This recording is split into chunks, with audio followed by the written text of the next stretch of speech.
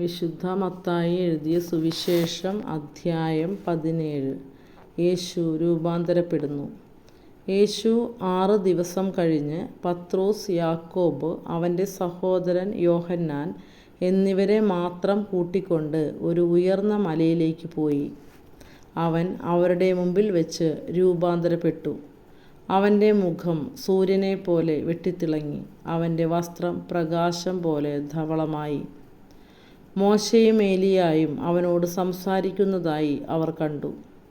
പത്രോസ് യേശുവിനോട് പറഞ്ഞു, കർത്താവേ, നാം ഇവിടെ ആയിരിക്കുന്നത് നല്ലതാണ്. നിനക്ക് സമ്മതമാണെങ്കിൽ ഞങ്ങൾ ഇവിടെ 3 കൂടാരങ്ങൾ ഉണ്ടാക്കാം.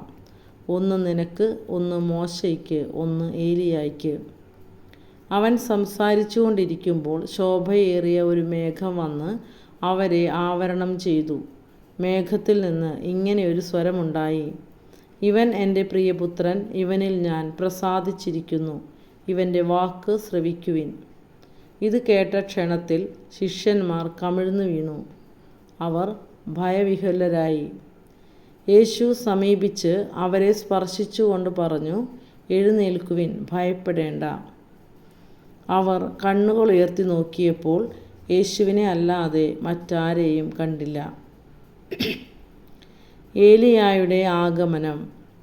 മലയിൽ നിന്ന് ഇറങ്ങുമ്പോൾ യേശു അവരോട് ആജ്ഞാപിച്ചു, മനുഷ്യപുത്രൻ മരിച്ചവരിൽ നിന്ന് ഉയർപ്പിക്കപ്പെടുന്നതുവരെ നിങ്ങൾ ഈ ദർശനത്തെപ്പറ്റി ആരോടും പറയരുത്. ശിഷ്യന്മാർ അവനോട് ചോദിച്ചു, ആദ്യം ഏലിയ വരണമെന്ന് നിയമജ്ഞർ പറയുന്നത് എന്തുകൊണ്ട്? അവൻ പറഞ്ഞു, ഏലിയ വന്ന് എല്ലാം പുനഃസ്ഥാപിക്കുക തന്നെ ചെയ്യും. എന്നാൽ ഞാൻ നിങ്ങളോട് പറയുന്നു, ഏലിയ വന്നു കഴിഞ്ഞു, എങ്കിലും അവർ അവനെ മനസ്സിലാക്കിയില്ല. തനിക്കിഷ്ടമുള്ളതെല്ലാം അവർ അവനോട് ചെയ്തു. അതുപോലെ മനുഷ്യപുത്രനും അവരിൽ നിന്ന് പീഡകളേൽക്കാൻ പോകുന്നു. സ്നാപക യോഹന്നാനെ പറ്റിയാണ് അവൻ തങ്ങളോട് സംസാരിച്ചതെന്ന് അപ്പോൾ ശിഷ്യന്മാർക്ക് മനസ്സിലായി. അപസ്മാര രോഗിയെ സുഖപ്പെടുത്തുന്നു. അവർ ജനക്കൂട്ടത്തിൻ്റെ അടുത്തേക്ക് വന്നപ്പോൾ ഒരാൾ കടന്നു വന്ന് അവൻ്റെ സന്നിധിയിൽ പ്രണമിച്ചുകൊണ്ട് പറഞ്ഞു, കർത്താവേ, എൻ്റെ പുത്രനിൽ കനിയണമേ. അവൻ അപസ്മാരം പിടിപെട്ട് വല്ലാതെ കഷ്ടപ്പെടുന്നു.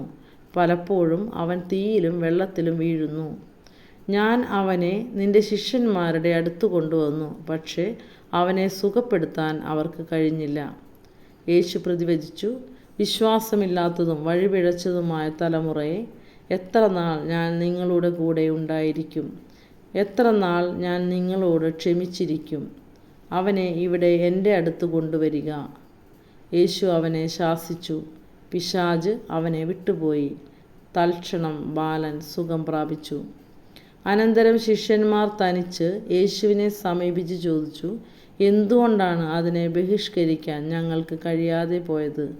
യേശു പറഞ്ഞു, നിങ്ങളുടെ അല്പവിശ്വാസം കൊണ്ട് തന്നെ. സത്യമായി ഞാൻ നിങ്ങളോട് പറയുന്നു, നിങ്ങൾക്ക് കടുകുമണിയോളം വിശ്വാസമുണ്ടെങ്കിൽ ഈ മലയോട് ഇവിടെ നിന്ന് മാറി മറ്റൊരു സ്ഥലത്തേക്ക് പോവുക എന്ന് പറഞ്ഞാൽ അത് മാറിപ്പോകും.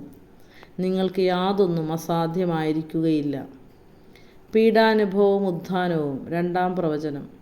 അവർ ഗലീലിയിൽ ഒരുമിച്ച് കൂടിയപ്പോൾ യേശു അവരോട് പറഞ്ഞു, മനുഷ്യപുത്രൻ മനുഷ്യരുടെ കൈകൾ ഏൽപ്പിക്കപ്പെടാൻ പോകുന്നു. അവർ അവനെ വധിക്കും.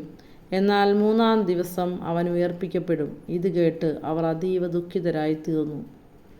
നികുതിയെക്കുറിച്ച്. അവർ കഫർനാമിലെത്തിയപ്പോൾ ദേവാലയ നികുതി പിരിക്കുന്നവർ പത്രോസിൻ്റെ അടുത്ത് ചെന്ന് ചോദിച്ചു, നിങ്ങളുടെ ഗുരു നികുതി കൊടുക്കുന്നില്ലേ? അവൻ പറഞ്ഞു, ഉവ്വ്. പിന്നീട് വീട്ടിലെത്തിയപ്പോൾ യേശു ചോദിച്ചു, ശിമയോനെ, നിനക്കെന്തു തോന്നുന്നു? ഭൂമിയിലെ രാജാക്കന്മാർ ആരിൽ നിന്നാണ് നികുതിയോ ചുങ്കമോ പിരിക്കുന്നത്? തങ്ങളുടെ പുത്രന്മാരിൽ നിന്നോ അന്യരിൽ നിന്നോ? അന്യരിൽ നിന്ന്, പത്രോസ് മറുപടി പറഞ്ഞു. യേശു തുടർന്നു, അപ്പോൾ പുത്രന്മാർ സ്വതന്ത്രരാണല്ലോ. എങ്കിലും അവർക്ക് ഇടർച്ച ഉണ്ടാകാതിരിക്കാൻ നീ കടലിൽ പോയി ചൂണ്ടയിടുക. ആദ്യം ലഭിക്കുന്ന മത്സ്യത്തിൻ്റെ വായ് തുറക്കുമ്പോൾ ഒരു നാണയം കണ്ടെത്തും. അതെടുത്ത് എനിക്കും നിനക്കും വേണ്ടി അവർക്ക് കൊടുക്കുക.